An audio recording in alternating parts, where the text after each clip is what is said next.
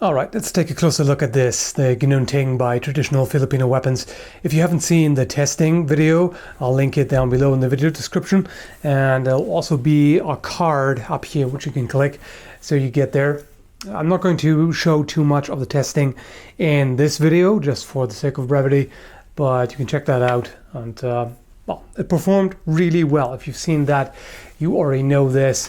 So this is going to be the actual review where I talk about my personal opinion and give you a closer look at the blade and the other parts. So first off, I've reviewed other TFW blades in the past, and I'm quite fond of that, if you can't guess by the t-shirt. So I also have to point out that I'm not sponsored by Traditional Filipino Weapons in any way. I've always paid the full price for these. I've never gotten anything sent for free, so there's no obvious bias here. But I mean, if I'm biased, then it's because they have proven themselves in the past, and this one here is no exception. The Ginunting is available for $339 at Cult of Athena. The materials are 5160 high carbon steel mixed with D2 tool steel, and that makes for a pretty good combination. The wood, I'm not sure. This might be ironwood. I know that they use ironwood for some of the other handles, but I don't know for sure. The guard and the ferrule, which is this ring underneath the guard, is made of blackened steel, and the hardness of the blade is HRC 58 to 60, so it's quite hard, which is good. It's generally what you want for a relatively short blade like this, particularly if it's intended as a tool as well, which this one is. It's the official sword of the Philippine Marines. But in addition to being a fighting sword, it is also used as a tool for various tasks, clearing brush, chopping firewood, that sort of thing. And that's where you want a fairly hard steel so it doesn't bend easily. It's also a relatively thick steel, so you don't have to worry too much. At this thickness and length, you don't have to worry too much about it breaking. So hardness is really more important, also for edge retention. Speaking of the edge, this is the edge that it came with, as I showed in the testing video. And so after everything I did for the tests, this is where it's at. So it is definitely dulled a little, but depends on where exactly. Yeah, it's certainly duller up here than it was, but it's still pretty sharp. In fact, it's still sharper after all of that use than a lot of reproduction swords on the market. The handle is really interesting. For one, it looks fairly ornate with the overall shape, but it's also nicely ergonomic. This really fits the hand well. The way they rounded everything off is just right, and because of the shape, it also stays in the hand really well. Despite the wood being pretty smooth, this doesn't get slippery, particularly with the end of the handle, if you want to call that a pommel. Not really, but this shape here really serves to lock the hand in place. And it's got a brass nut right here. This is also how it's assembled. So it's got a full tang all the way, then it goes here. There's a thread at the end, and this is where the nut secures it. What I really have to point out in particular about the construction here is just how tight the opening in the guard is. In fact, you can see absolutely no gap there. And this is really important. This is a very common mistake that many manufacturers make. They just don't fit the opening in the guard properly, and if it's all loose, then the only thing holding it together is the pressure from the handle. And of course, the wood can over time change. It can compress, can shrink with use, of course, things like that. And then you get into all these problems where the guard starts to rattle and things like that. That can't happen with this.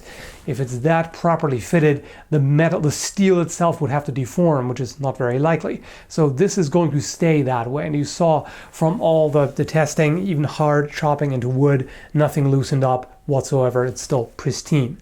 As is the blade. One little thing I noticed is that this particular steel seems rather prone to rusting.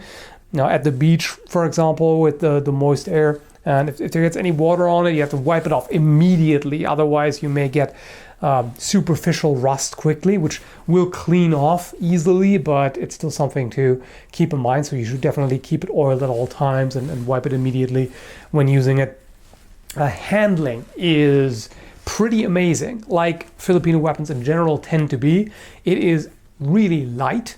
It is, of course, also a rather compact weapon, so it would be useful in confined spaces, in the jungle, things like that. And it's just the right weight. It's light enough that you can move it around really easily, even with just the wrist. In fact, as you've seen in the testing video, these sort of wrist-powered tip cuts are surprisingly effective. Here's the balance. That's, I'd say, about 10 to 15 centimeters from the guard. Due to the light weight and balance, this flows really well, and it's quite easy to stop in the middle of a cut, change direction, so you can feint and then come from a different direction, things like that. You can quite easily maneuver this, and that's very important for combat use, of course. It's got a false edge, so this section of the spine is fully sharpened, and by that I mean fully. Sometimes you get a false edge which is relatively dull compared to the main edge, but this one here is as sharp as the main edge and it's fully usable. So for one, this is useful for thrusts or tip cuts, so that rather than just the point poking, very technical term here, you've also got the cutting action on both sides here. And of course it allows for false edge cuts as well, which can be useful. The scabbard is remarkably well made. This is in fact one of the best scabbards that I've encountered so far. The fit is perfect. You can only just about see the line where the two halves were joined, but it is really professionally done. It's even got finger grooves here. Now, personally, I'm a little wary of wrapping my fingers around a scabbard as I'm pulling a blade, particularly with this one because it's got the clip here. So you can see right there this curved piece of steel which will go over the guard, snap in place. So you have to give this a pretty firm tug. So I'm a little paranoid when wrapping the fingers around, then giving it a sharp tug.